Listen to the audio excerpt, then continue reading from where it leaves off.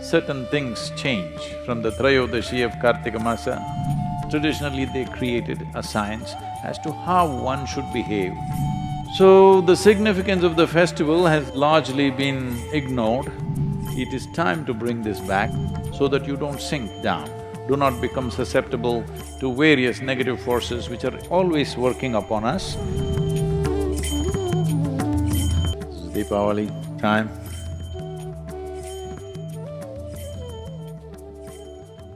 What is the significance of this? This is a festival which always comes in the month of Kartika as per the lunar cycles. On the 13th day, which is called as Trayodashi. The 13th day of the Kartika month is the festival.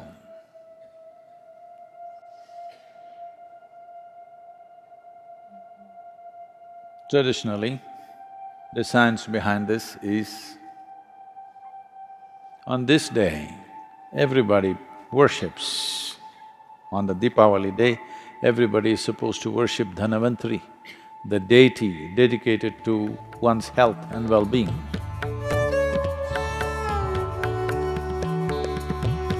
Today the word dhanwantari has almost become synonymous with a doctor. Dhanwantari or the deity Dhanwantari is supposed to be the source of Ayurveda, the science of long and healthy lives. Well, lot of North Indian people, lot of North Indian people. So, I don't know when they did this, because the nature of the language is like that.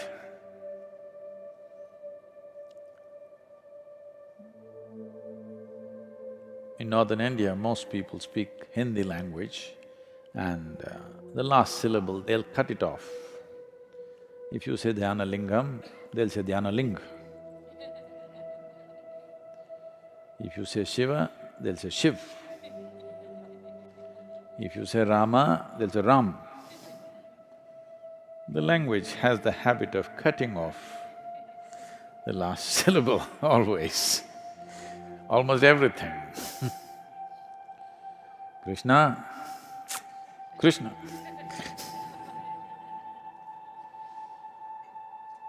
Deepavali, Diwali, like this. So someone cut this Dhanvantari and Trayodashi and made it dhanteras. What was about health became about wealth. Dhan means money. Now everybody thinks Deepavali is about money. Why it is about health is, for those of us who live in the northern hemisphere, it is from this day onwards, certain things change. From the Trayodashi of Kartika Masa, things change. In a way, there is a slowdown of life. So for the winter months, what you should do with yourself, what time you should wake up, what you should eat, how your food habits should change, how your practices should change, for all this, traditionally they created a science as to how one should behave to pass through winter months without getting sick, without getting depressed, without losing your sense of balance and purpose in life. How to do this? For this, there was an entire science. Lighting of lamps and bursting of crackers was one of those things, so that you don't slip into a slowdown. There is genetically, there is a dimension, the evolutionary memory within us thinks that as winter months come, whether it actually got cold or global warming kept you warm, that's not the point. The changes have happened. The distance between the planet and the way the planet and the sun are positioned has changed. Because of that, slowdown of life happens. If you were a bear, I believe you were some time ago, you would be hibernating. So there is a tendency for the body to hibernate. If you do not know this, the seed doesn't sprout. Nobody plants a seed from this season to 14th of January in India because the seed will not sprout fully or will not sprout at the same speed as it would in other seasons. Everything, life slows down in the northern hemisphere. Because life is slowing down, we are preparing to do more energetic things around us so that we don't really slow down and become a part of that. In a way, we are trying to assert our evolution. Yes, if we were some other creature, we would go and curl up somewhere. But now we have become human, we have transcended our biology. Am I assuming too many things?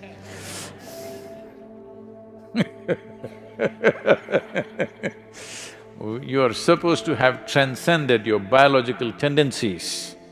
So, to transcend this, there's a whole lot of activity created so that you don't go into a hibernating kind of state. Physically slow down, mentally little bit of depression could easily happen in everybody because the season is like that. In colder countries, definitely people experience this. Huh? Yes or no? Because things have slowed down within you. In the northern hemisphere, not just you, everything has slowed down because our relationship with the sun has changed, which is the basic source of life. The basic source of energy on this planet is sun, not because you came up with a solar panel, it's always been so. Now, because the northern hemisphere, its relationship with the sun has changed, you're looking away from the sun, there is a slowdown from this month, the 13th day of this lunar month, which is called as the Kartika Trayodashi. So to make up for this, in India there are various things done. From this month onwards, normally, traditionally, the roles of males and females are interchanged at this time.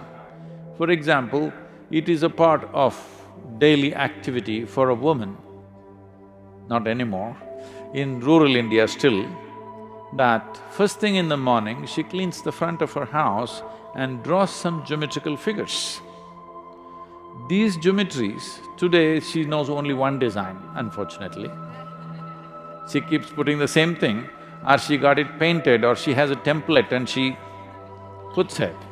Otherwise, she is supposed to use rice flour and every day, Monday, Tuesday, like this, every day of the week, she is supposed to draw a specific design, geometric design, to attract a certain kind of energy into her home.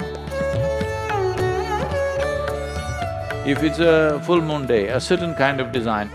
If it's a new moon day, a certain kind of design. So 28 patterns were there, which people knew on which day what to put. So during these months, it'll become the duty of the men to do this. And this is the only month where men are supposed to go out singing on the street in the morning. Early morning, they're supposed to go singing on the street. Even today, a small number of people are doing this. In rural India to some extent, in urban India, once again a little bit of revival is happening.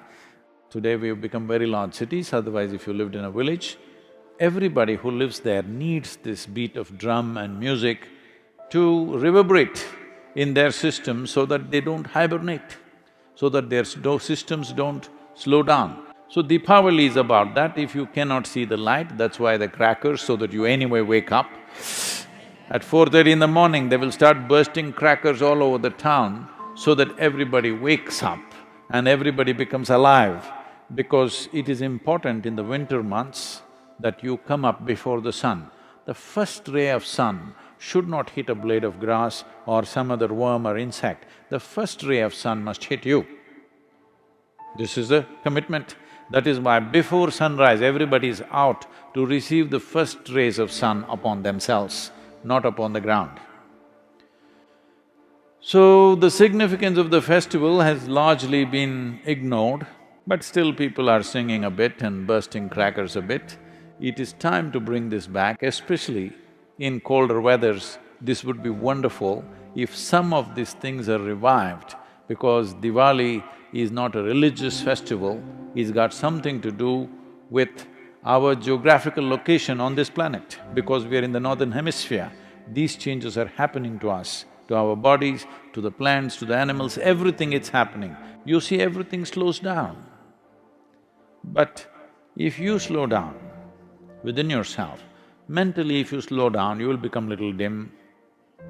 Physically if you slow down, you will become susceptible to various other ailments which you may not be susceptible if your body is vibrant and alive. If this body is vibrant and alive, there are 1,000 infections within you right now, but you don't get sick because body is alive and vibrant. If little slowdown happens, all these little things become major problems within you. This is why the whole thing about dhanwantari, the science of health and well-being, that it must be kept alive till 14th of January, everything must be kept alive.